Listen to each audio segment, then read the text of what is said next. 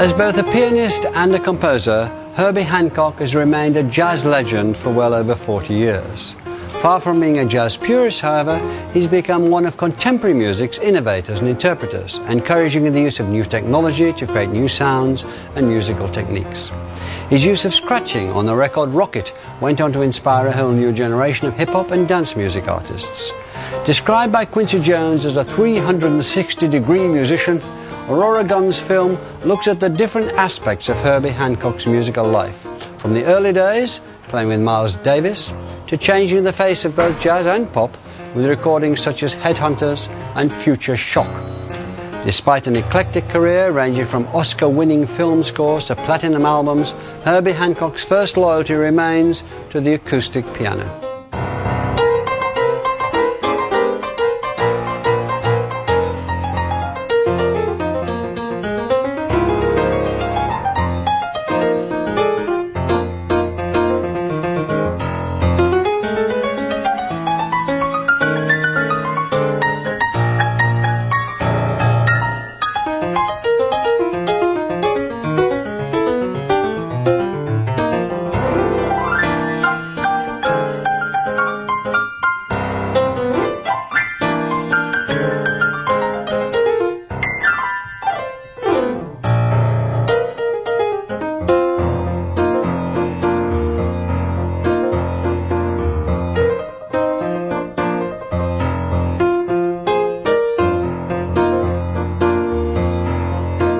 When I graduated from high school and thought about what my major would be in college, I decided that it would be engineering, because I already liked science anyway. Ever since I was a kid, even before I got interested in music, I thought, let's be practical, Engineers are needed more than musicians, or at least I could probably get a job as an engineer easier than I could get a job as a jazz musician. So electrical engineering was my first major in college for a couple years, and then finally, one day I looked in the mirror and said, "Hey Herbie, who are you trying to kid?"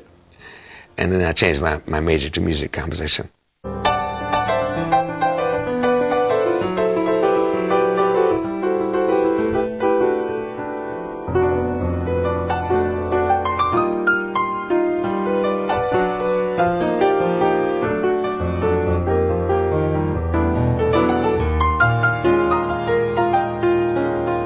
I went to college for 4 years, and I came out of college and started working in the post office during the summer, as I did every summer when I was in college.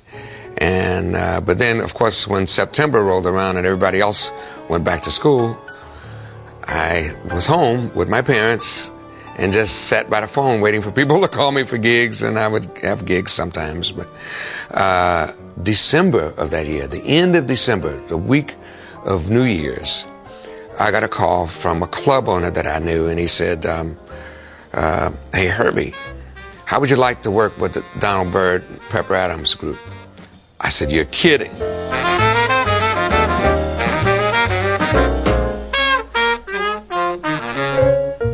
The reason I was working that weekend is because piano player had gotten lost in a blizzard. He was supposed to come in the following Monday.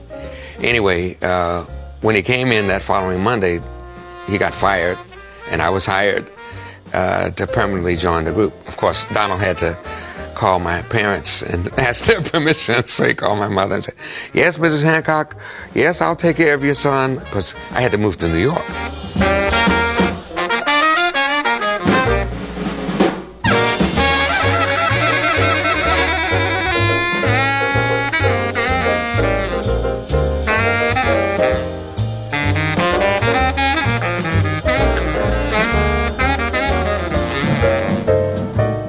Donald and I were roommates.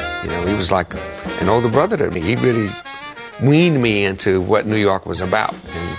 And he's the reason that I got a contract with Blue Note Records, and he's the reason that I got to meet Alfred Lion and Francis Wolff, who were the founders and owners of Blue Note Records.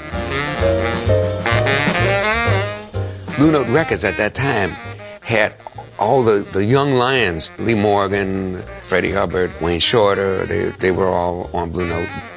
Donald Byrd told me, here's how it works. Half the record can be your compositions, and the other half, you got to have like a blues and a cover tune or 2 cover tunes for popular songs, you know, or standards, and because those are the things that are familiar to people, and they'll help sell the record, because it is a business, you know, but nobody's going to know your compositions. So anyway, I wrote this song called Watermelon Man. And so when I brought them the first compositions, Watermelon Man was one of them. So anyway, after I played those tunes for Alfred, and I said, I'll bring you the standards and the blues tomorrow. He said, well, why don't you bring in 3 more of your own compositions tomorrow? Now, I was shocked. Now, here I am, a new guy for their label, and they're asking for all the compositions to be mine. See, I guess they heard something in Watermelon Man that made them think, hey, we don't need to do the standard way.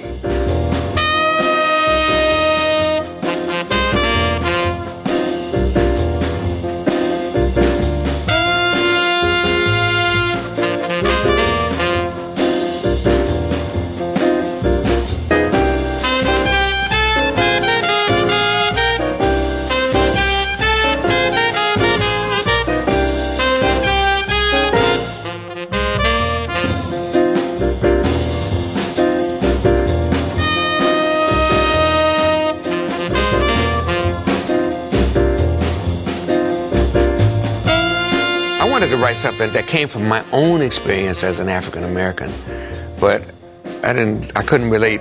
I had no experience with going to jail or picking cotton. You know, I was born in Chicago. You know. So I tried to think, maybe I could write about a character from my own background. So I thought, who's the most kind of ethnic character from my background? And no matter how I sliced it, and no pun intended, you know, it was the Watermelon Man. First I started thinking about the Watermelon Man's call. He had this call that went like, watermelon, watermelon, red ripe watermelon. But that didn't sound very melodic. So I thought, well, what about the women from their back porch that would call to the Watermelon Man? They would say, hey, Watermelon Man. And so I thought, well, why not? Hey, Watermelon Man. Well, that's how the melody began.